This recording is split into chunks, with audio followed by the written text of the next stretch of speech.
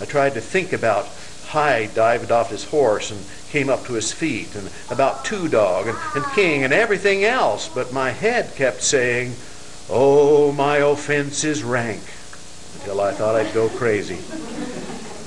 We were nearly to the railroad track when I decided to leave the whole matter to the Lord, and twisted out a dried soapweed stalk with the pods on it. When you slung one of them up in the air, it'd wobble and twist all around so that you never knew which way it would come down. I told myself that if it came down with the pods to the west, I'd take the whole bar of chocolate back. If it came down pointed to the south, I'd take half an inch off the end. But if it came down pointed to the east, it had been bought with my own money, and I wouldn't be stealing it at all. I'd keep it.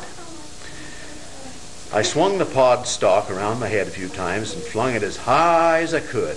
Then I shut my eyes tight till I heard it land. When I opened them, the pod end of the stick was pointed almost toward the west, but not quite. It was a little bit toward the south. There was a bright moon when I went to bed that night, and it was sharp and frosty. I couldn't go to sleep and kept trying to remember how much the pod end of that stalk had really been pointing toward the south. At last, I heard Father put King outside for the night, and a little later, when I peeked under my curtain, I could see that he had blown out the lamp. I pulled my overalls up over my nightgown and took my shoes in my hand. After I was out in the yard, I slipped them on and took the axe from the chalking block. It was good and sharp, and I was sure I could peel off a smooth, thin slice of chocolate with it. It was dark as tar inside the barn, but I felt along the wall for the currycomb box and lifted the chocolate box out from behind it. King had followed me, and I nearly fell over him when I was groping for the door.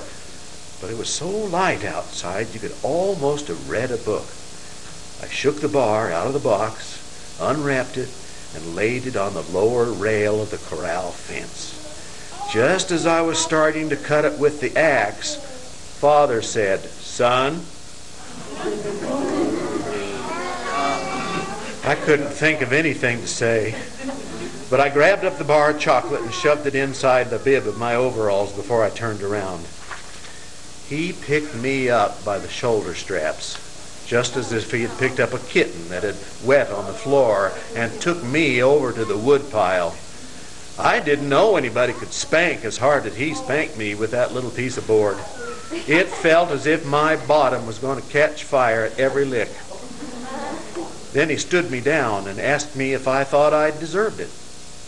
He said it wasn't so much that I took the chocolate as it was the way I took it, and because I tried to hide it when he spoke to me. But it was the next thing he said that hurt me worse than the spanking.